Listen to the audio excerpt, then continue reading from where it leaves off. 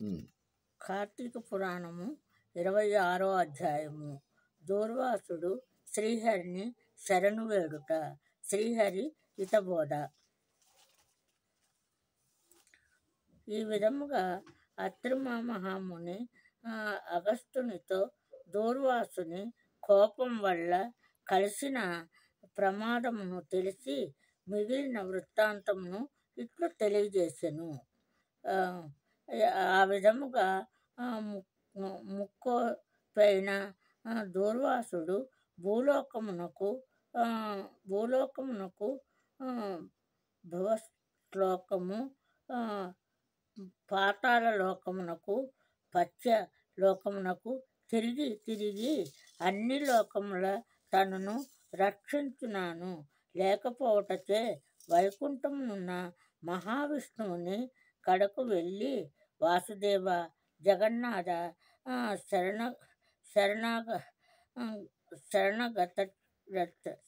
శరణాగత రక్షణ, తిరుగు రక్షించుము, రక్షింపుము. నీ భక్తుడైన అంబరీషునకు కీడు చేయదలిచిన నేను బ్రాహ్మణుడుగాను ముక్కోపికనైన మహాపరాధము చేసి తిని. నీవు బ్రాహ్మణుడ ప్రియుడవు. బ్రాహ్మణుడైన భృగు మహర్షి నీ ఇరణముపై తన్నినవు వహించితివి.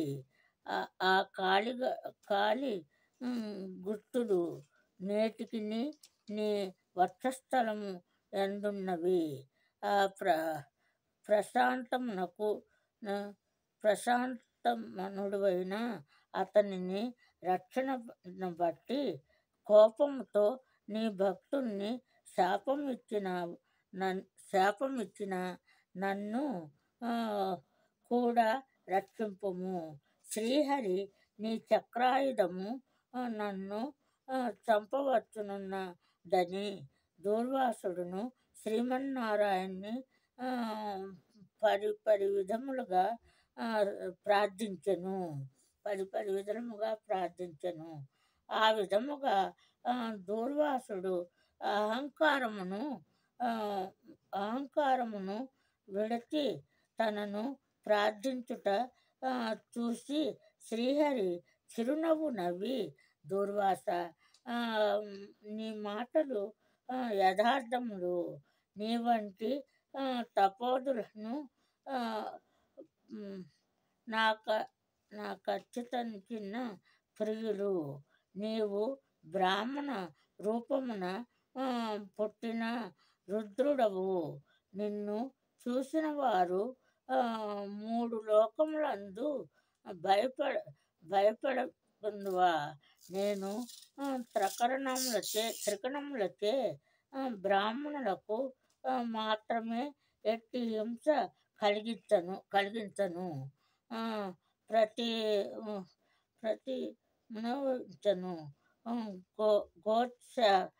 గో దేవ, బ్రాహ్మణులను సాధుజనములకు సంభవించే ఆపదలను పోగొట్టుట, ఆయా పరిస్థితులను తగిన రూపములు ధరించి శిష్టరక్షణ గావించుతును. నీ అహంకారముగా అంబరీషుని శపించితివి. నేను శత్రువులకైనను మనోవాక్యాలందు కూడా కీడు తలపెట్టను. ఈ ప్రపంచమంతట గల ప్రాణినైనను నా రూపముగానే చూతుడు. అంబరీషుడు ధర్మయుక్తముగా ప్రజాపాలన చేయుచుండెను. కాని అటువంటి నా భక్తుణ్ణి నీవు అనేక విధములుగా దూషించితివి. నీ ఎడమ పాదముతో తన్నితివి. అతని ఇంటికి నీవు అతిథివై వచ్చినావు. నేను వేళకి రాని ఎడల ఆ, ద్వాదశి గడియలు దాటకుండా భుజించమని భుజించమని అంబరీషునికి ఆ, చెప్పి చెప్పనైతివి. అతను ప్రతి భంగములకు భయపడి నిరాశకై చూసి చూసి జలపానమును మాత్రమే చేసెను. అంతకంటే అతడు అపకారము ఏమి చేసెను? ధాతుర్య వారికి భోజనము విసిద్ధ దినములందు కూడా జలపానము దావ ధావ శాంతికిని పవిత్రమునకు చేయదగినే కదా.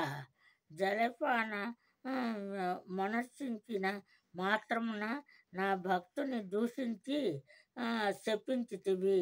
అతడు వ్రతభంగమునకు భయపడి జలపానము చేసినాడు, కానీ నిన్నంత మన్నించుటకు చేయలేదే. నీవు నుండి పడుచున్నను బ్రతిమలాడి నిన్ను శాంతింపజేయ చూసెను. అంత బ్రతిమాలను నీవు శాంతింపబడునా? నిన్ను శరణు వేడెను. నీవప్పుడు రాజు హృదయంలో ప్రవేశించినాను.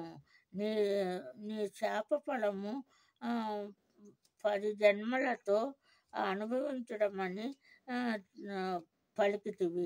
పలికిన వాడివి నేనే. అతడు నీ వంక భయపడి నన్ను శరణు వేడుచుండెను, కానీ తన దేహము తాను తెలుసుకునే స్థితిలో లేడు. నీ శాపమును అతడు వినలేదు. అంబరీషుడు నా భక్త కోటిలో శ్రేష్ఠుడు, నిరపరాధి, దయాశాలి, ధర్మతత్పరుడు. అటువంటి వాడిని అహంకారముగా దూషించితివి. అతనిని నిష్కారణముగా శపించితివి. విచారించవలదు. నా శాపమును లోక కారణమునకై నీవే అనుభవించుతును. అదెట్లనున్న నీ శాపంలోని మొదటి జన్మ మత్స్య జన్మ.